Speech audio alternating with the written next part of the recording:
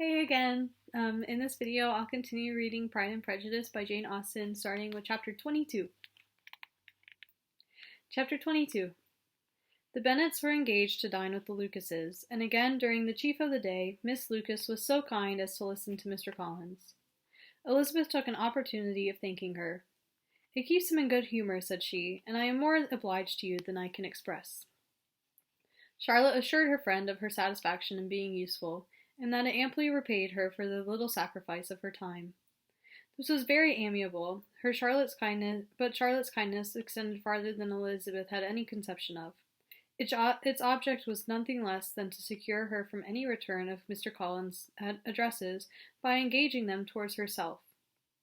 Such was Miss Lucas's scheme, and appearances were so favorable that when they parted at night, she would have felt almost sure of success if he had not been to leave Hertfordshire so very soon. But here she did injustice to the fire and independence of his character, for it led him to escape out of Longbourn House the next morning with admirable slyness, and hasten to Lucas Lodge to throw himself at her feet. He was anxious to avoid the notice of his cousins, from a conviction that if they saw him depart, they could not fail to conjecture his design, and he was not willing to have the attempt known till its success could be known likewise, for though feeling almost secure, and with reason, for Charlotte had been tolerably encouraging, he was comparatively diffident since the adventure of Wednesday. His reception, however, was of the most flattering kind. Miss Lucas perceived him from an upper window as he walked towards the house, and instantly set out to meet him accidentally in the lane. But little had she dared to hope that so much love and eloquence awaited her there. In as short a time as Mr. Collins' long speeches would allow, everything was settled between them to the satisfaction of both, and as they entered the house, he earnestly entreated her to name the day that was to make him the happiest of men, and though such a solicitation must be waived for the present, the lady felt no inclination to trifle with his happiness. The stupidity with which he was favored by nature must guard his courtship from any harm that could make a woman wish for its continuance, and Miss Lucas, who accepted him solely from the pure and disinterested desire of an establishment, cared not how soon that establishment were gained. Sir William and Lady Lucas were speedily applied to for their consent, and it was bestowed with the most joyful alacrity. Mr. Collins' present circumstances made it a most eligible match for their daughter, to whom they could give little fortune, and his prospects of future wealth were exceedingly fair. Lady Lucas began directly to calculate with more interest than the matter had ever excited before, how many years longer Mr. Bennet was likely to live, and Sir William gave it as his decided opinion that whenever Mr. Collins should be in possession of the Longbourn estate, it would be highly expedient that both he and his wife should make their appearance at St. James's. The whole family, in short, were properly overjoyed on the occasion. The younger girls formed hopes of coming out a year or two sooner than they might otherwise have done, and the boys were relieved from their apprehension of Charlotte's dying an old maid. Charlotte herself was tolerably composed. She had gained her point, and had time to consider of it. Her reflections were in general satisfactory. Mr. Collins, to be sure, was neither sensible nor agreeable. His society was irksome, and his attachment to her must be imaginary. But still he would be her husband. Without thinking highly either of men or matrimony, marriage had always been her object. It was the only honorable provision for well-educated young women of small fortune, and however uncertain of giving happiness, must be their pleasantness preservative from want.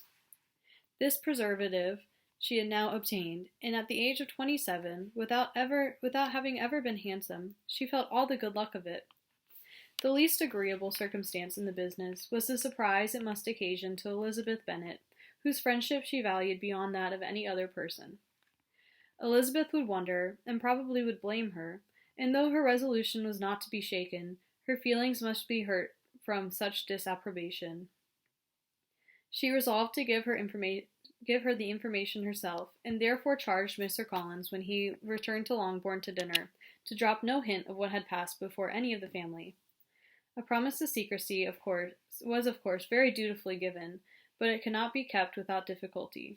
for the curiosity excited by his long absence burst forth in such very direct questions on his return as required some ingenuity to evade.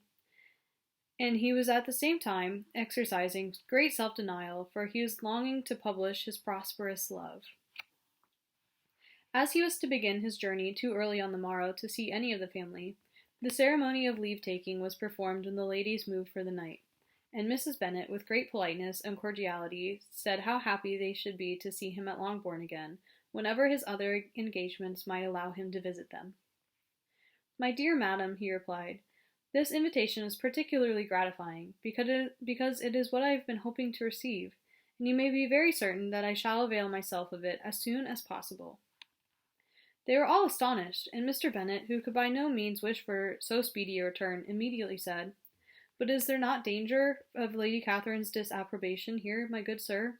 You had better neglect your relations than run the risk of offending your patroness."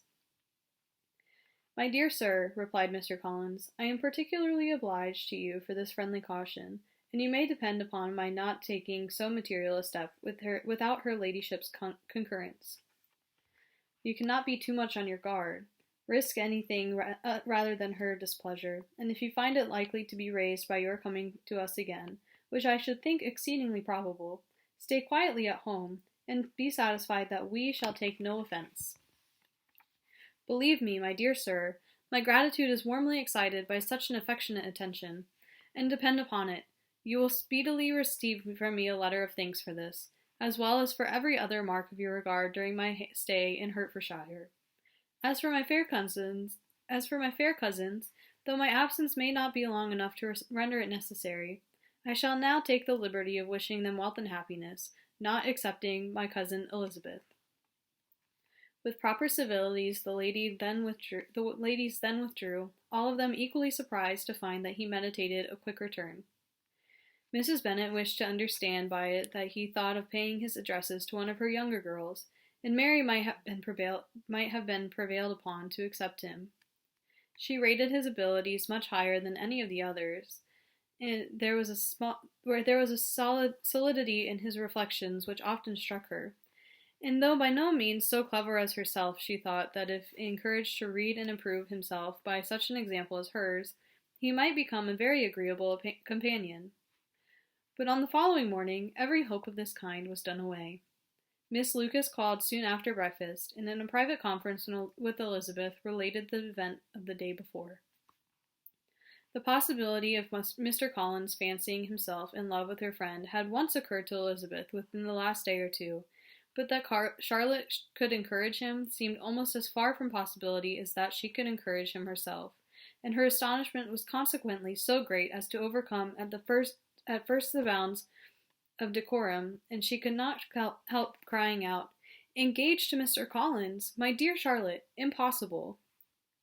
The steady countenance which Miss Lucas had commanded in telling her story gave way to a momentary confusion here on receiving so direct a reproach, though, as it was no more than she expected, she soon regained her composure, and calmly replied, "Why should you be surprised, my dear Eliza? Do you think it incredible that Mr. Collins should be able to procure any women's good opinion, because he was not so happy as to succeed with you?" But Elizabeth had now recollected herself, and making a strong effort for it, was able to assure her with tolerable firmness that the prospect of their relationship was highly grateful to her, and that she wished her all imaginable happiness.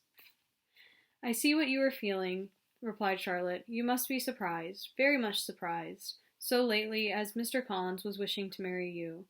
But when you have had time to think it all over, I hope you will be satisfied with what I have done. I am not romantic, you know. I never was.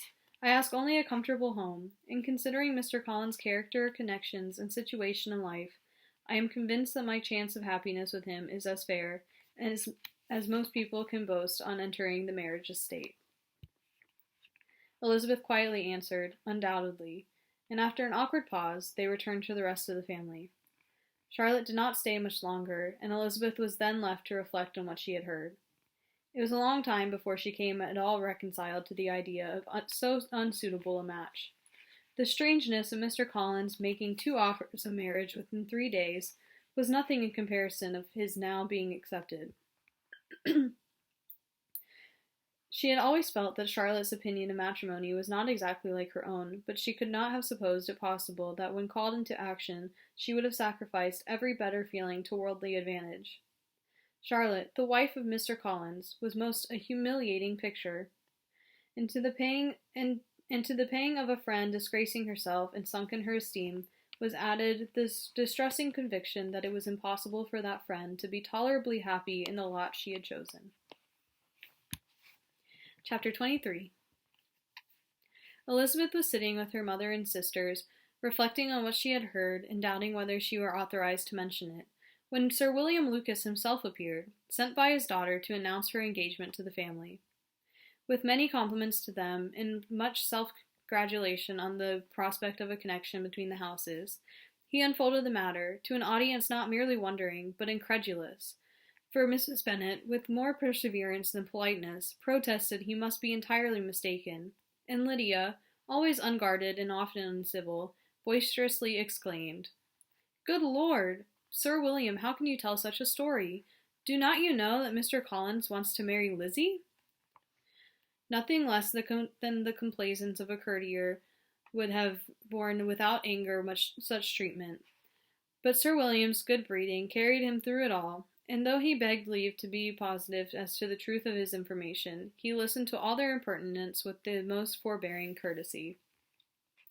Elizabeth, feeling it incumbent on her to relieve him from so unpleasant a situation, now put herself forward to confirm his account by mentioning her prior knowledge of it from Charlotte herself, and endeavored to put a stop to the exclamations of her mother and sisters by the earnestness of her congratulations to Sir William, in which she was readily joined by Jane, and by making a variety of remarks on the happiness that might be expected from the match, the excellent character of Mr. Collins, and the convenient distance of Hunsford from London.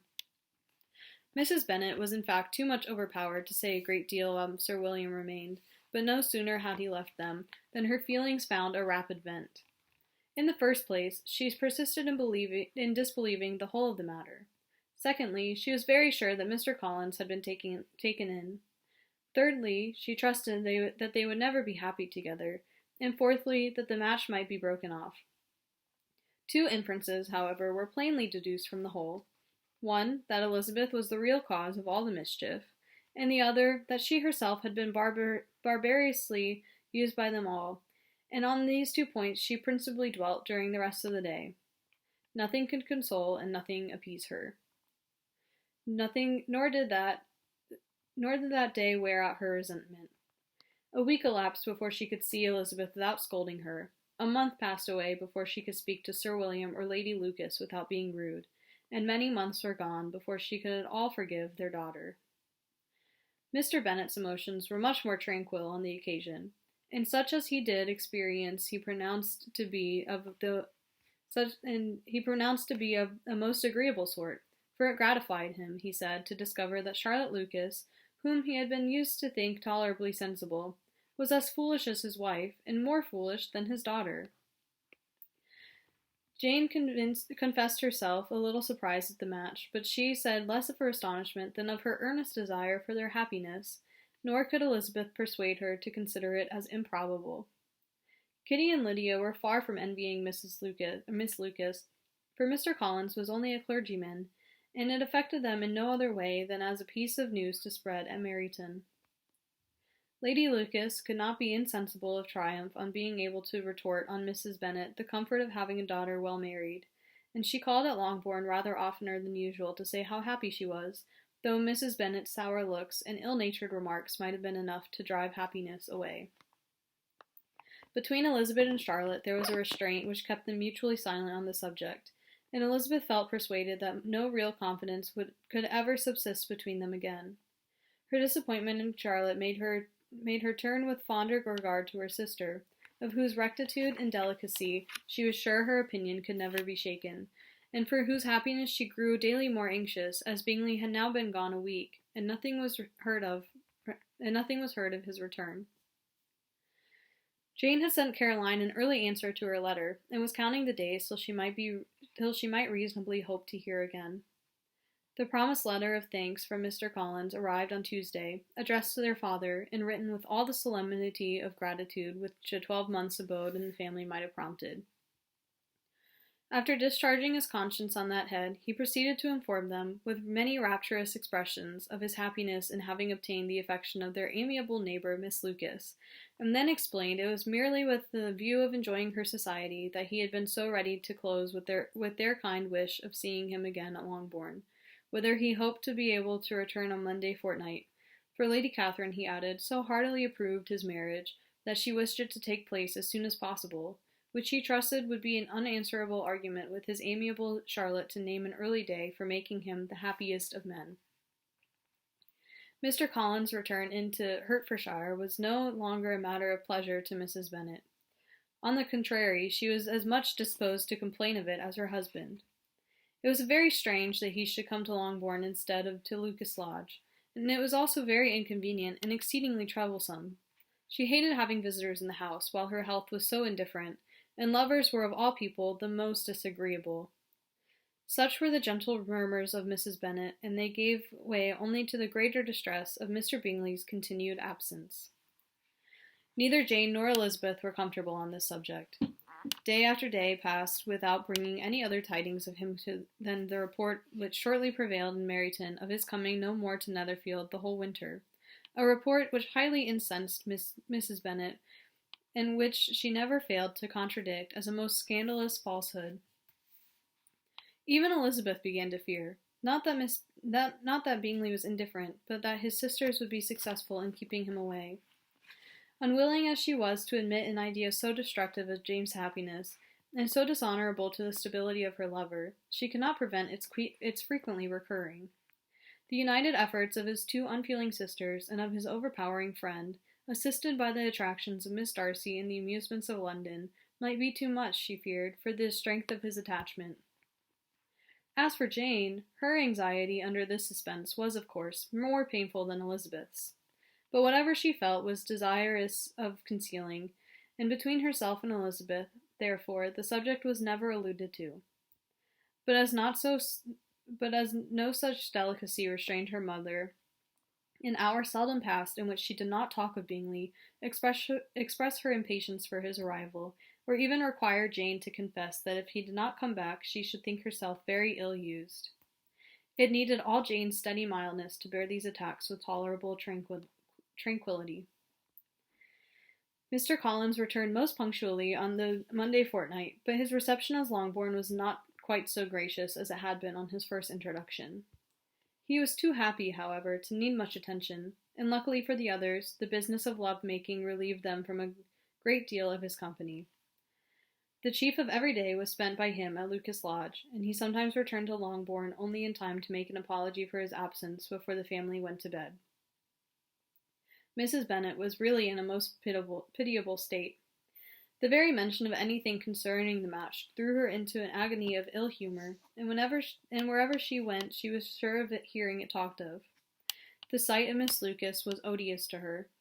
As her successor in that house, she regarded her with jealous abhorrence. Whenever Charlotte came to see them, she concluded her to be anticipating the hour of possession, and whenever she spoke in a low voice to Mr. Collins, was convinced that they were talking of the Longbourn estate, and resolving to turn herself and her daughters out of the house as soon as Mr. Bennet were dead. She complained bitterly of all this to her husband. "Indeed, Mr. Bennet," said she, "it is very hard to think that Charlotte Lucas should ever be mistress of this house, that I should be forced to make way for her, and live to see her take my place in it. My dear, do not give way to such gloomy thoughts. Let us hope for better things. Let us flatter ourselves that I may be the survivor." This was not very consoling to Mrs. Bennet, and therefore, instead of making any answer, she went on as before. "I cannot bear to think that they should have all this estate. If it was not for the entail, I should not mind it." "What should you not mind?" "I should not mind anything at all." Let us be thankful that you are preserved from a state of such insensibility. "I can never be thankful, Mr. Bennet, for anything about the entail. How can anyone have the conscience to entail away an estate from one's own daughters I cannot understand, and all for the sake of Mr. Collins, too. Why should he have it more than anybody else? I leave it to yourself to determine, said Mr. Bennet. That's the end of Volume 1 and the end of Chapter 22.